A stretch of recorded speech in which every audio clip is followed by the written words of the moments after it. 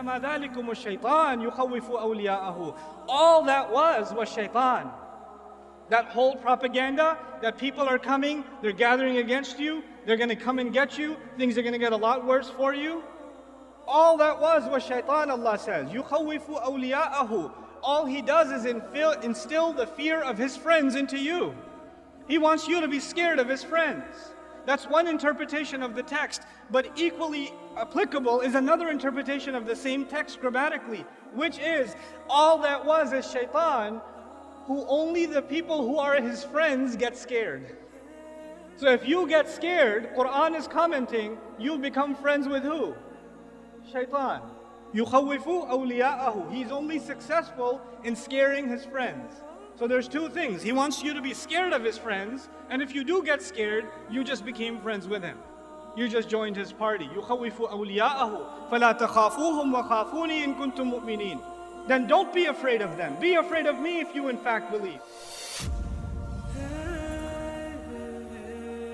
Every time you and I stand in front of Allah, it's not just because we worship Allah. It's not just because we only believe in one God. That is also an acknowledgement that we fear no one but Allah, that we bow before no one but Allah, that we humble ourselves before no one but Allah. When every salah is a reminder that there is nothing else, no political circumstance, no rhetoric, no media, there is no bias against this, no crimes that are taking place, that will instill the fear of anyone other than Allah in our hearts.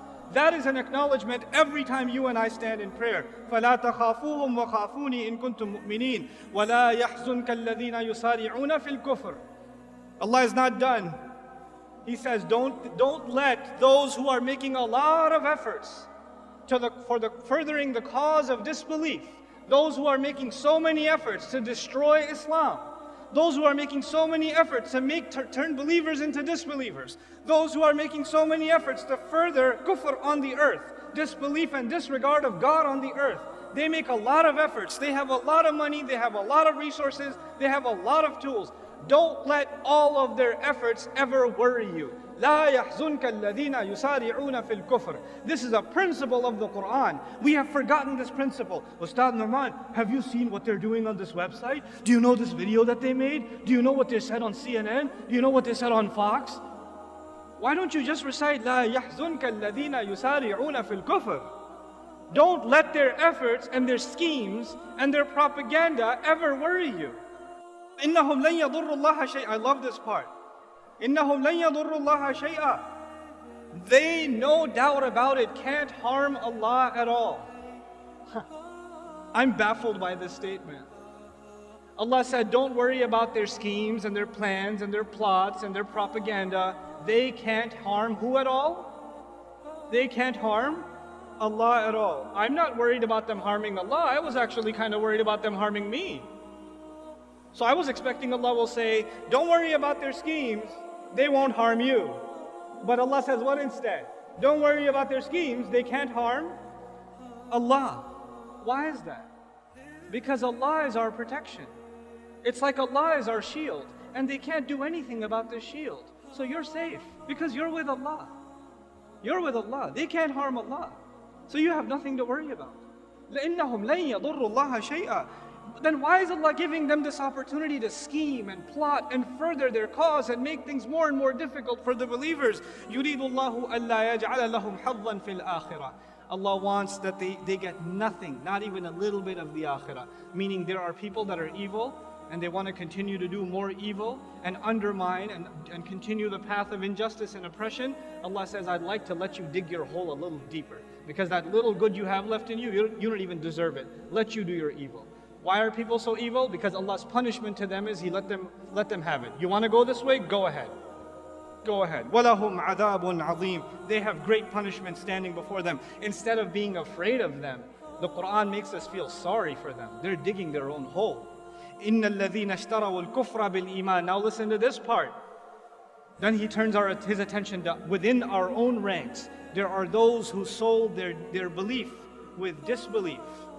There are those who under the pressure of the enemy said, this Islam thing is too much. I can't handle it. I can't handle, the way people look at me, the way people think about me. I'd rather sell this off and be like everybody else who's disbelieved, so I'll fit in better. Allah says about them, لَن يَضُرُّ اللَّهَ شَيْئًا. What do you think? They're going to harm Allah? They can't harm Allah at all. وَلَهُمْ عَذَابٌ أَلِيمٌ. And they have painful punishment coming before them. This is about those who sell their deen. May Allah not make us of them. وَلَا يَحْسَبَنَّ الَّذِينَ كَفَرُوا إِنَّمَا نُمْلِي لَهُمْ خَيْرٌ لِأَنفُسِهِمْ. Don't allow the disbelievers, the enemies of Allah's deen, don't allow the vicious enemies of the Prophet ﷺ to ever think, don't you dare think about them, that the stuff that they do is good for them. The extension Allah has given them is good for them. I'd like to give you an analogy here so it'll help you understand what's happening in this ayah. You have a rabid dog, a crazy dog, who goes and bites whatever. And then somebody says, why don't you just put it on a leash? And what Allah does is He puts this dog on, like you could say, 1,000-foot leash. It's a really long leash. The thing is, for 999 feet, this dog thinks that it's running free. Doesn't it? If you put it on a 1-foot leash, it can't move. But if you put it on a 1,000-foot leash, it's going to run around and never feel like a choke. But Allah says, I only extend for them, release them, give them more room. You want to do evil stuff? You want to do kufr stuff? Go ahead, do more. Try to hurt the cause of Islam more. Propagate lies against Allah's Prophet more. Say vicious things about the Quran more. Go ahead, go ahead, go ahead. Because that same dog, when it's running full speed and it hits foot 1,000, what happens to him? He gets choked, doesn't he? And that choke is way harder when he's running full speed than it would have been if it was 1 foot long. That's the plan Allah has for them. Let them dig their hole. Let them choke themselves. إِنَّمَا نُمْلِي لَهُمْ لِيَزْدَادُوا إِثْمًا. We only give them extension so they can earn more sins. وَلَهُمْ عَذَابٌ مُهِينٌ الْجَزَاءُ مِنْ جِنْسِ الْعَمَلِ كَمَا يُقَالُ. Allah says, and they will have humiliating punishment. Why did Allah say they have humiliating punishment? Allah usually says great punishment, painful punishment, but this time He says humiliating punishment. Why? Because when they try to humiliate the deen of Allah, then the only fair punishment is that they shall face humiliating punishment.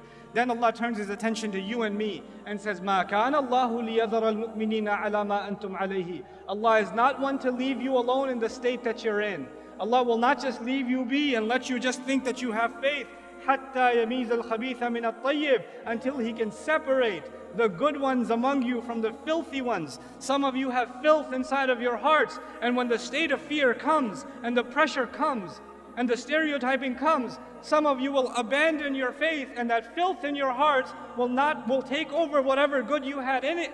Allah says He will put you and I through terrible, difficult circumstances so He can separate the filthy from within the ummah.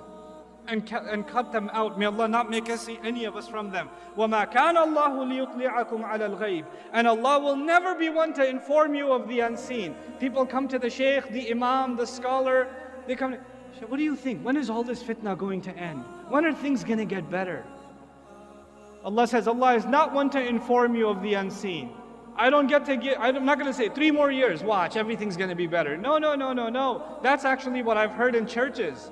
I go to church to hang out sometimes just to see what they do. I've been. And I actually, last Christmas, I want to know how they do da'wah. How did they get 100,000 people inside of a stadium and preach? So I went to listen. What do these guys do? And they're like, this year is going to be a great year for you. The Lord's going to take care of everything. You're going to get yourself a promotion. And that divorce is finally going to be filed. And you're going to do great this year. Because the Lord promises it. I was like, what? Lord promises this year is going to be great?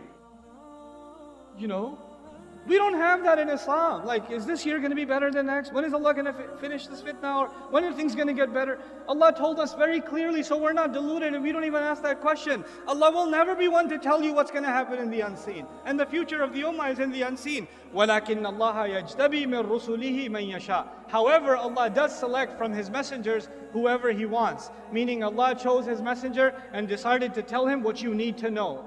Focus on what Allah told you and not what Allah did not tell you. Don't get obsessed with things that Allah Himself didn't give you. If it was valuable for you, Allah would have given it to you.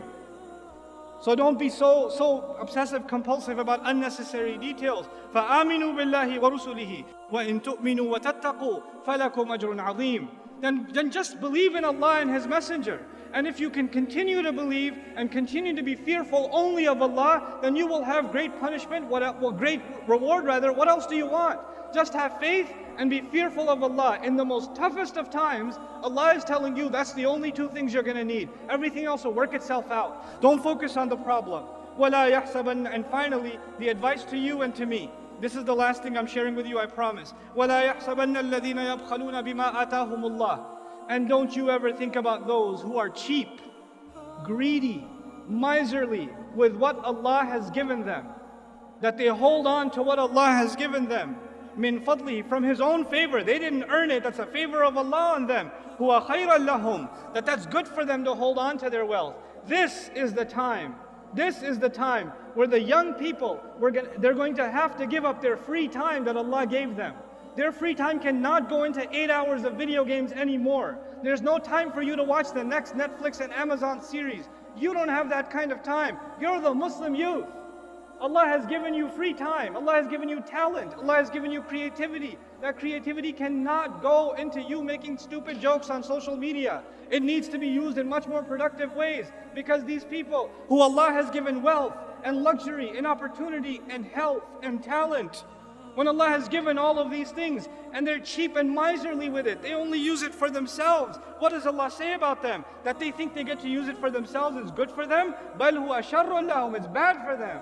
فَيُطَوَّقُونَ بِمَا بَخِلُوا بِهِ يَوْمَ الْقِيَامَةِ. The very things they were cheap with, the very things they were greedy with for their own, are the very things that will be turned into a rope around their necks, choking them on the day of resurrection. That time, that ni'mah, that rizq that Allah gave you, that you didn't put to the right cause, is going to come and choke you on the day of resurrection. May Allah not make us of them. وَلِلَّهِ مِيرَاثُ السَّمَاوَاتِ وَالْأَرْضِ. Man, what a thing to say. Allah alone owns the entire inheritance of the skies and the earth. What in the world is inheritance doing here? Allah is reminding you and me, whatever you own, whatever I own, whatever I enjoy in this life, I'm not going to get to keep it. At the end of the day, I'm going to be in the ground and somebody else will be driving my car. I'm going to be in the ground and somebody else will be wearing my clothes. And by the way, they won't be driving it for that long either. They're going to be in the ground too. Somebody else will be living in that house 100 years from now. Somebody else is going to be, eating the fruit of that tree that I have in my backyard. It's not going to be mine. And at the end of it all of it will be given in inheritance back to Allah. It's Allah's. Because everybody will be gone. Understand the temporal nature of the material world. Do not become materialistic in your goals, in your aspirations. Things Allah Azza wa Jalla is offering us in a time of great fitna, the only thing to worry about is what you will earn with Allah. Put your efforts in this world. Excel. Do your very best. But then again, if that's all you want to do for this life, then that is what is exactly choking you. It's going to choke you. It's going to destroy you. Our deen is so beautiful, such a balance between what we want in the next life and what we get in this life. It merges the two of them. We're not just people of akhirah and we're not just people of dunya. We're people of Rabbana atina fid dunya hasana wa fil akhirati hasana. وَقِنَا عَذَابَ النَّارِ. And so Allah Azza wa Jal concludes, as I conclude in this passage, وَاللَّهُ بِمَا تَعْمَلُونَ خَبِيرٌ. And Allah has full news and full account and a full perspective on everything that you're doing. And that's a comment to the ummah. I know what you're doing. I know what you're doing when you've been hit with injury. I know whether or not you are becoming people of Jannah. I sincerely remind myself and I remind all of you that this Quran is a living document. It's a living book. It will inspire, it will empower, sometimes it will scare, sometimes it will set you straight and calibrate you. It is not a drug, like in modern philosophy, religion is the opiate of the masses. So you turn to religion to feel better about yourself. Yes, the book of Allah will make you feel better about yourself, but sometimes you just need to get a slap in the face and get set out straight. And the book of Allah will give you that too. It'll give you what you need, because Allah is your Rabb. He's your master. He doesn't have to cater His message to what might make you feel better. He'll cater the message to what you need, what your heart needs. And this time Allah is basically telling the ummah, in the middle of this crisis, grow a spine, get strong, Don't be afraid of anybody else. Prove yourself to Allah, and none of the efforts you do will go unacknowledged.